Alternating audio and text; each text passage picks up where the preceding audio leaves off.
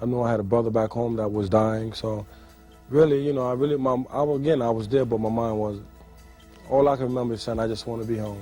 In the heavyweight game, respect is earned, but hatred comes up quite quickly.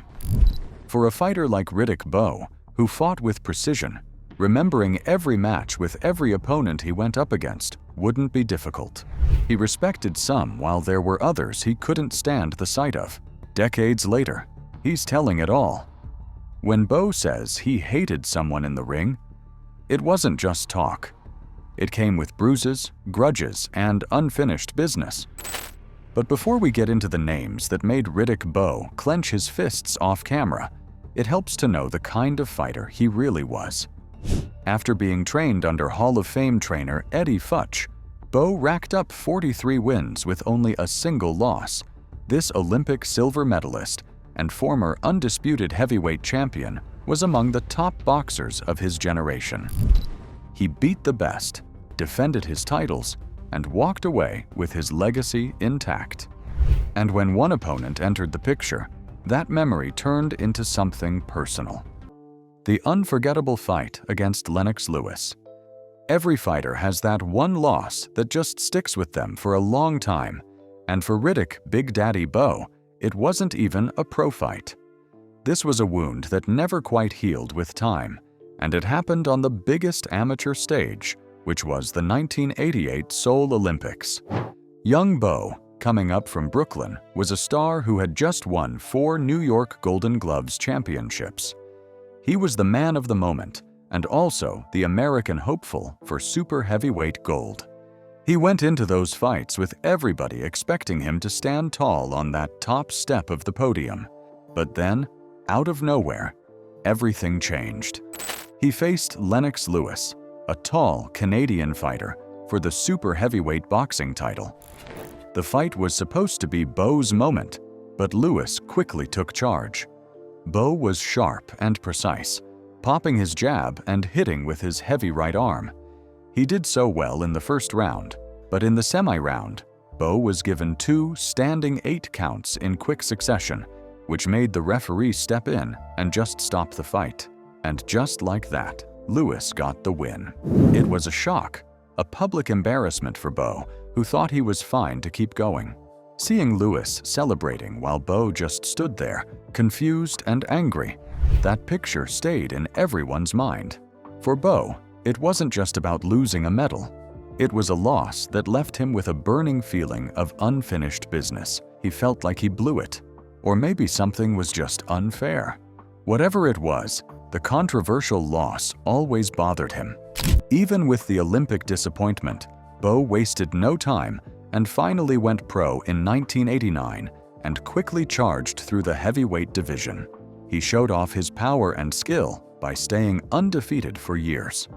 It all came together in November 1992 when he finally faced Evander Holyfield. Bowe put on an impressive show, winning by decision to become the undisputed heavyweight champion, holding all 3 major titles, the WBA, WBC, and IBF belts.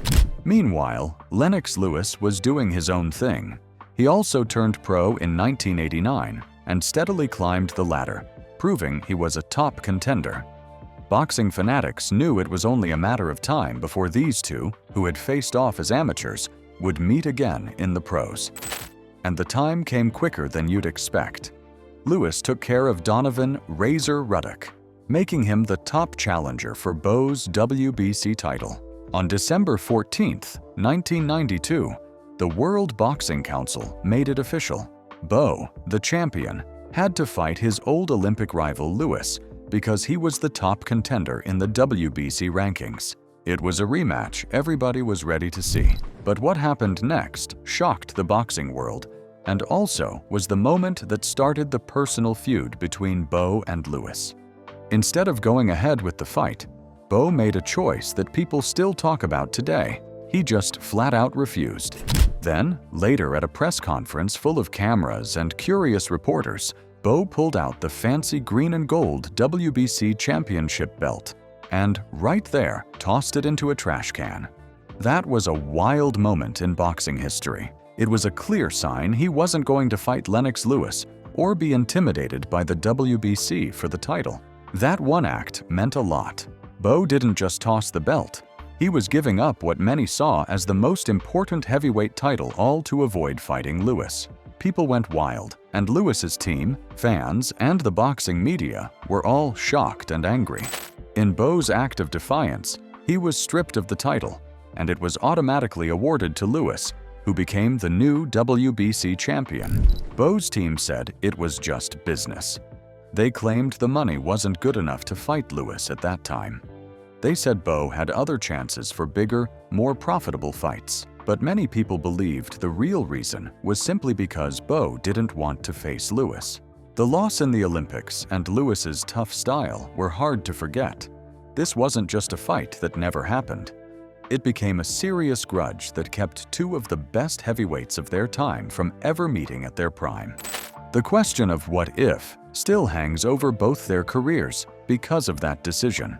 For Bowe, people often point to it as a wasted opportunity, a fight that should have happened right alongside a dream match with Mike Tyson. Till today, many fans still talk about it as a classic that just never got to happen. How would Bowe's powerful body punches have fared against Lewis's long jab and big reach? Nobody knows for sure. But the bad blood from that amateur fight, cranked up by a tossed belt, left us with one of boxing's most talked about missed opportunities. While the Lewis situation was all about a fight that never happened, Bowe's next big rivalry was an undeniable, brutal reality that pushed both men way past their limits. Even with that controversy making rounds, Bowe was still the reigning, undisputed heavyweight champion, holding two major belts, the WBA and the IBF. Right after the belt drama, Bowe got back to business in the ring. He wanted to show he was still the real deal, regardless of the Lewis spectacle. In February 1993, he faced Michael Dokes, and this fight brought back the anticipation Bowe wanted. He proved himself by quickly finishing off Dokes in the very first round. Then, just a few months later, in May, he squared off against Jesse Ferguson in the second round. These were successful title defenses that kept him in the game, but even with those quick wins, the whispers never truly faded. People were still talking about Lewis and about the belt. Bowe was holding on to his titles, but a shadow of unfinished business lingered. Meanwhile, Evander Holyfield, the true warrior Bowe had dethroned, wasn't one to sit in the background. Holyfield, the real deal, as he was known, had lost his undisputed crown to Bowe, but he was far from done. He was still considered one of the very best heavyweights on the planet, famous for his relentless attack and his ability to push any opponent past their breaking point. So, it really didn't take long for the boxing world to start demanding a rematch. It felt like the most natural thing to happen. The first fight had been so epic, so demanding, that a second was almost inevitable. It was Holyfield's chance at redemption, and Bowe's opportunity to prove his first win was no fluke. About a year after their initial classic, and following Bowe's two quick defenses, these two titans were set to meet again. This wasn't just another boxing match, but an important moment in a long-running rivalry between two top fighters. Their second meeting, on November 6, 1993, turned out to be one for the books, though for reasons nobody could have possibly predicted. Bowe, for the first time in his professional career, lost a fight. The fight was brutal, with round after round of non-stop action, just as fierce as their first meeting. Both men traded heavy shots and refused to back down. It was the kind of fight that had fans on the edge of their seats. But then, in the seventh round, things took a completely wild turn. Out of nowhere, a man on a motorized paraglider suddenly swooped into the arena. He crash-landed right into the ring ropes and got stuck, just a few feet from the fighters. The crowd went wild, and security swooped in and tackled him.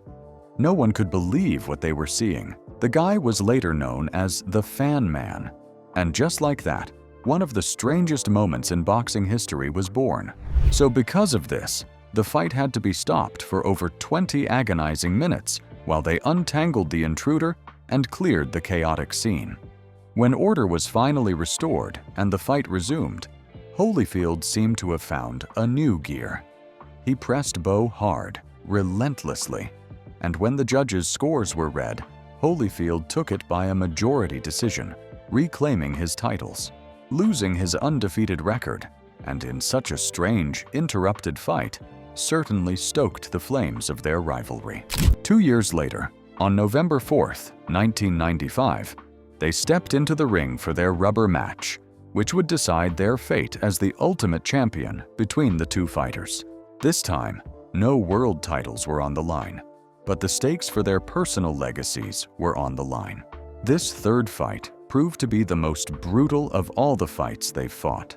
From the opening bell, you could tell both men had something to prove. They went at each other, throwing hard shots and non-stop pressure, and neither man was willing to back down. In round 6, Holyfield did something no one had ever done before. He landed a punch that sent Bowe crashing to the canvas. It was the first time Bowe had ever been knocked down in his professional career, and the crowd was stunned. But Bowe wasn't finished. He got up and pushed even harder. In round 8, he turned the tables. He dropped Holyfield not once, but twice. The momentum changed in no time, and Bowe kept coming, pouring on the pressure until the referee stepped in and stopped the fight. Riddick Bowe won by TKO and made history as the first fighter to stop Evander Holyfield in the ring. The fight against Holyfield made Bowe a legend, but the fight wasn't over. A new rival was about to step in, and his questionable tactics would push Bowe to the edge, both in and out of the ring. The brutal fight against Andrew Golota. After the grueling fights with Evander Holyfield, Riddick Bowe was looking to keep his name in the game at the top of the heavyweight division. He was still Big Daddy, still a force. He needed fights that would keep him sharp, showcase his skills, and put him in line for more big paydays. That's when Andrew Golota entered the picture. Now, Golota was a Polish heavyweight. He had skill, no doubt about it. He could box and he could hit, but he also had a notorious reputation for being undisciplined, for losing his cool, and for fighting dirty. He was a puzzle, a wild card, and nobody expected the chaos he would bring. Their first encounter happened on July 11, 1996, in New York City. From the start, something felt off. Golota, surprisingly, was having a really good night. He was outboxing Bowe, landing punches, and generally making a strong case for himself. But then, the dirty tactics started. Golota began hitting Bowe low, repeatedly.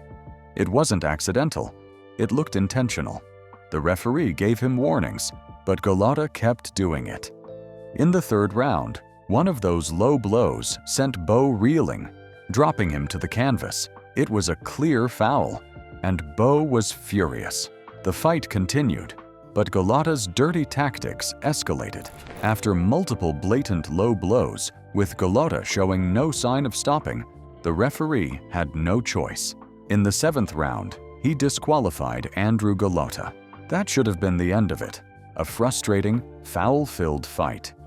But what happened next turned into an absolute riot. As soon as the fight was stopped, chaos erupted in and around the ring. Bowe's security team, his corner, and even some fans jumped into the ring and went after Golota. Punches were thrown everywhere, chairs flew through the air, and even spectators were involved, throwing punches themselves. It was pure mayhem, a scene you rarely see in professional boxing. The violence spilled out into the aisles, becoming a full-blown brawl. For Bowe, it was more than just a fight. It was an indignity. To be outboxed by a guy who couldn't fight fair, then to have a riot break out after the bell was the kind of experience that bred a different kind of animosity. It wasn't competitive hate, but anger at unsportsmanlike behavior and the sheer mess that followed. Despite the absolute chaos of the first fight, the public was morbidly fascinated. The demand for a rematch was huge. People wanted to see what would happen next. So, on December 14, 1996, Bowe and Golota met again. The expectation was that Golota would learn from his mistakes and fight clean, but the rematch was eerily similar. Golota was performing well again, landing punches and putting Bowe in tough spots. And once again, the low blows started. Despite warnings, despite his corner begging him to stop, Golota kept going below the belt. Finally, in the 9th round, after repeated fouls, Golota was disqualified for a second time. This was it. Bowe had had enough. The mental and physical toll of 2 back-to-back, bizarre, foul-plagued fights with Golota seemed to break something in him. At only 29 years old, Riddick Bowe, a heavyweight champion and Olympic medalist, announced his retirement from boxing shortly after the second Golota fight. These fights, more than any others, tested his patience and seemed to simply drain his desire to continue. While some rivalries emerged in the ring, Bowe also harbored deep-seated animosities born from boxing history, particularly those linked to the legendary Muhammad Ali. For many boxers of Bowe's generation, Ali wasn't just a great fighter. He was the fighter for so many. A real hero who showed them what boxing could be, inside and outside the ring. Bowe, like a lot of guys, saw Ali as the ultimate champion, a role model for how you carry yourself. That deep respect Bowe had for Ali explains why he really had it in for Trevor Berbick. Berbick, a Jamaican-Canadian heavyweight, had a decent career, but one fight defined him for Bowe: his match against Muhammad Ali in 1981. This wasn't just any fight. It was Ali's final professional fight. By that point, Ali was a shadow of his former self, his body ravaged by Parkinson's. Berbick, still in his prime, went out there and delivered a punishing defeat. For Bowe, seeing Berbick beat on an Ali who was clearly not well, it felt wrong. It seemed like a disrespectful and unnecessary beating of a legend. It wasn't about Berbick winning, it was about how he did it, the lack of mercy shown to someone so iconic. Bowe just couldn't get over how Berbick had treated Ali in his final moments in the ring. He later confirmed he never even spoke to Berbick about that fight. The feeling was just there, unspoken but potent. Berbick's own life took a tough turn after boxing, ending sadly when his nephew murdered him. His troubled end led to some grim reactions from other boxing figures. Larry Holmes, another former Ali opponent, notably said, "Berbick got what he deserved, a harsh judgment, but one that reflected a deep-seated contempt some held for him." Mike Tyson, who later flattened Berbick for the heavyweight title, also often spoke of Berbick as a bully, confirming a widespread perception of his character. These views, though not directly Bowe's, echoed the sentiment of disrespect that Bowe felt towards Berbick in relation to Ali. Interestingly, Bowe's feelings towards another of Ali's opponents, Larry Holmes, evolved differently. Bowe initially felt a similar dislike for Holmes because Holmes had also beaten Ali earlier in his career, in 1980. Bowe carried that resentment, but then something shifted. Holmes, in a conversation with Bowe, opened up about that fight. He explained that he wasn't trying to hurt Ali, that it was a difficult night for him too, and that he actually cried after the match, knowing he had to do what he did to a hero he admired. That revelation changed everything for Bowe.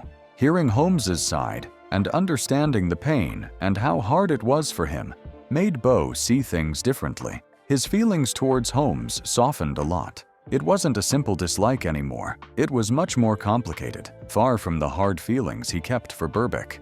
These deep, personal feelings, all tied to his profound admiration for Muhammad Ali, really shaped how he saw other fighters. Bowe's career wasn't just impacted by what happened both in and out of the ring. The personal drama outside of it became just as important, defining the next chapter of his legacy. Riddick Bowe's legacy, those tough rivalries, the ones that really got under his skin, truly shaped him. Facing Evander Holyfield and his frustrating encounters with Andrew Golota seemed to drain him of his desire to fight. After the second Golota disqualification on December 14, 1996, Riddick Bowe, at just 29 years old, announced his retirement from boxing. That was his last official fight during his prime. After he stepped away from boxing in 1996, Bowe tried a few different things. He even joined the Marines for a brief stint, looking for a new challenge, though that didn't last long. He later dipped his toes into kickboxing and then professional wrestling, showing he still had that desire to compete, even if it wasn't in the boxing ring. He made a couple of comebacks in the 2000s, but they weren't like his prime. Despite the ups and downs, his powerful boxing career was recognized when he was inducted into the International Boxing Hall of Fame in 2015.